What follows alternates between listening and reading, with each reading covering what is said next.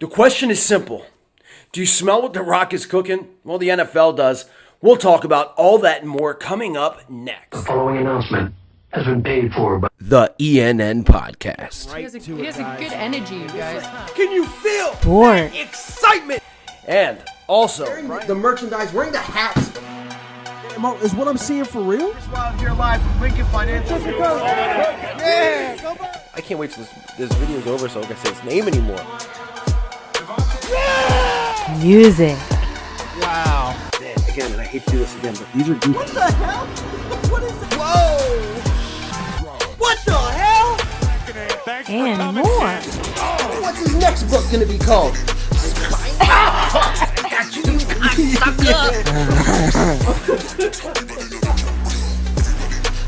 I see that coming.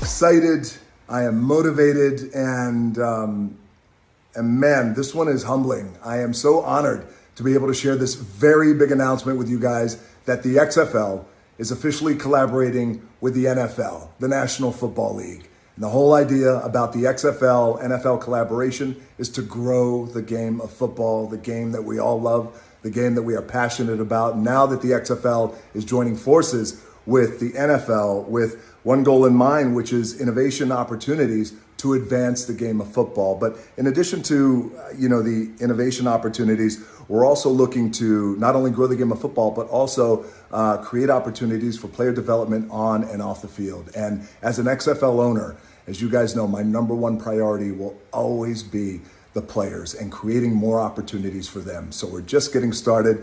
What a force to be reckoned with, the XFL and the NFL. I'll keep you guys posted. I love you guys. Here we go. welcome back to the ENN Podcast. Welcome back to Bar 4133. I'm professional wrestler Chris Wilde, and big news broke today as the XFL and the NFL announced a partnership. That's right, Dwayne "The Rock" Johnson, the guy that you saw strut onto the field looking like a big-ass jacked-up cranberry at the Super Bowl, has a partnership with the NFL. Now, this is absolutely unprecedented to me, and it's cool as shit, to be honest with you.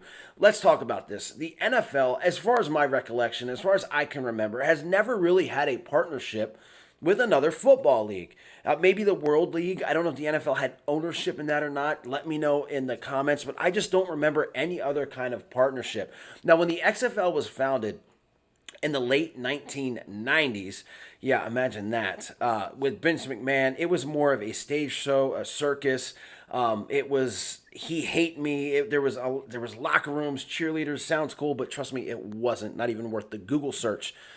And then it was brought back more seriously, more football. It was more entertaining. It was on a roll. I reviewed it here on ENN. Check the archives to see that. I was digging it. A lot of fans were digging it. We remember the Beer Snake in D.C. We remember the St. Louis stadium that was almost sold out. It was absolutely awesome. And then this little thing called COVID-19 hit and killed the XFL. They went bankrupt because fans couldn't come to the games. It wasn't a already established league like the NFL. So we thought the XFL was done. We thought it was dead. And then Dwayne "The Rock" Johnson, his partner, ex-wife, Danny Garcia, buy the company and now have brought in new life. And what a first step by partnering, not going against, not talking shit on, not making fun of, but partnering with the NFL. Now, what does this mean? Does this mean that guys that are like on the third string of the Eagles are going to be able to sign or play with an XFL team after the season is over with while still being contracted to that NFL team? What does this mean? Are we going to see The Rock in the NFL, or is he going to have part ownership of a team? What is going to happen here? Well, they kind of clarified some things today. As far as the player thing goes, as far as right now, contracted NFL players are not going to be able to play in the XFL, and really, why would they? I mean, unless, like I said, you're on a practice squad or a third-string team, you're trying to get signed. There's really no need for a guy like, I don't know, a backup quarterback like Carson Wentz to play for the XFL. However, through statements from Danny Garcia, and we'll start with her first. She is the XFL president.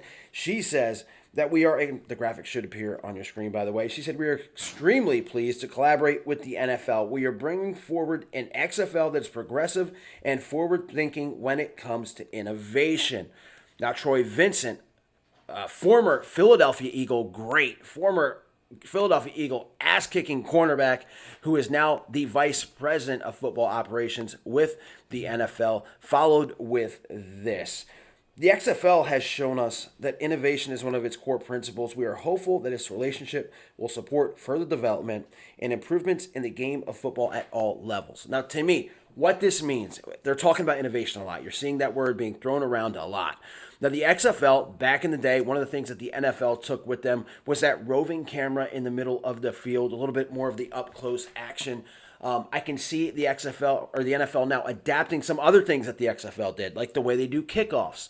Or how about when the referees are in that huddle, the XFL actually let you hear what they were talking about and showed the booth about how plays are reviewed. They interviewed guys on the sideline.